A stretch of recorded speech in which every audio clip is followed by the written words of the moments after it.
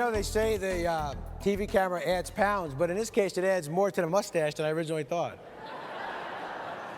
I'm not starting to look like that Mario Super Brother guy here. I'm a little worried here. Man, what are you gonna do? So let's talk two things real quick. Number one, what makes the network so good? Well, Coach John Wooden, someone I always read, admired, and talked a lot about. Coach Wooden talks about the pyramid of success. And if you remember, Dennis Snow had a pyramid as well. And in his pyramid of success, two real important things, right? Hard work, enthusiasm. No matter what you do in life, you gotta have hard work. All the technology, all the good stuff that's happening, no substitute for hard work. But hard work without enthusiasm's what? Hard work. Gets old. So you gotta be enthusiastic, gotta have hard work. The other thing Coach Wooden talks about is, and I think it really kind of symbolizes and embodies this network, he talks about a person that is more interested in finding the best way than not having their own way. That's you. You want the best way. You want to do the best you can for your customers. And you're not really concerned about who thought of it, why they thought of it. If it works, if it satisfies your customer needs and helps you grow your business, then you want to do that. The second thing that I think about franchisees, and I'll answer Stuart's question. In all of my stories and all of my examples, I talk about a person named Joe Scone. So who is Joe Scone? I'll tell you. So Joe Scone's a guy who says he knows everybody. So a friend of mine says to Joe one day, hey, Joe, you say you know everybody. The All-Star game's on right now. Do you know Derek Jeter? He says, hey, Derek Jeter. Do I know Derek Jeter? Come on. They go to the All-Star game. My friend and Joe Scone are waving. Derek Jeter turns around and says, oh, my God, Joe Scone's here. He goes over and shakes his hand. He says, you know, that was pretty good, but do you know the president? No, the president, I know President Obama very well. He said, okay, they get in an airplane, they fly. He's got a big press conference, and President Obama looks up and says, excuse me, everybody, Joe Scone's here. Oh, they shake Joe Scone's hand. So now my friend's thinking, he knows the president, he knows Derek Jeter, that's pretty good, but does he know the Pope? She said, hey, Joe, that was pretty good, but you know the Pope Benedict? He says, the Pope? Me and the Pope know each other very well. So they get on an airplane, and they're in a big audience, and the Pope is talking and blessing, and Joe's waving, and my friend's like, I gotta tell you, Joe, I don't think he knows it.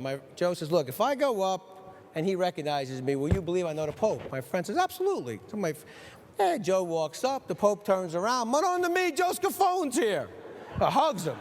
With that, there's a big commotion in the crowd. My friend fainted. They run over, what happened? He goes, hey, look, I was impressed when the Pope knew you. When the guy next to me said, who's that next to Joe Scone? I couldn't believe it. So, who's Joe Scone?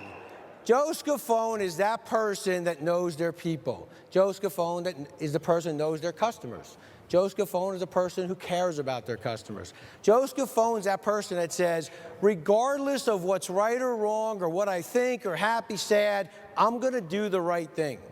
Joe Scone says, I put my customers first. Joe Scone's the guy that says, when my problem becomes the customer's problem, they leave. So as we go out and we do our daily routines, whether it's manage a store on behalf of your franchisee, own the store as a franchisee, as an area franchisee, it's that Joe Scone attitude of taking care of my customers, doing the right thing because it's the right thing to do, putting aside all of the stuff that always gets in the way, right? The first 100 years of a company does not guarantee the second 100 years. You got to remember that. That is so important. So Woolworths starts as a company 1879. On the 100-year anniversary, there's no longer a Woolworths.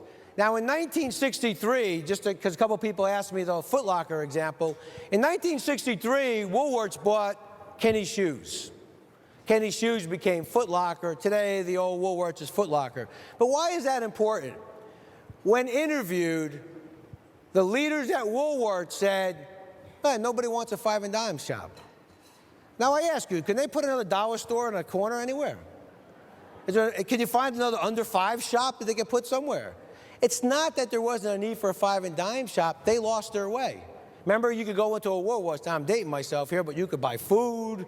You could have got a TV set. It wasn't a 5 and dime shop anymore. They forgot who they were. They lost their way. How about this next company? Does this one look familiar to you?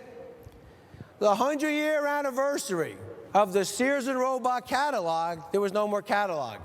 When asked what happened, Sears said, nobody wants catalogs. I don't know, can you get another Pottery Barn catalog in your mailbox every day? There's like 14 of them. Kids, parents, adults, it doesn't matter. You get catalogs every day. Sears lost their way, right? Because you could buy everything in a catalog. So the first 100 years does not guarantee the second 100 years. That kind of vision is what prevents you from being Woolworths and Sears. You want to be that trailblazer. You want to remember who you are, hold on to the things you do well, but go forward, have a vision. You don't want to be the example, right? You don't want to be the example of the Woolworths or Sears. You want to be the example of how that company redefined themselves, continue to grow. Don't you ever wonder, like, who had that vision to do that?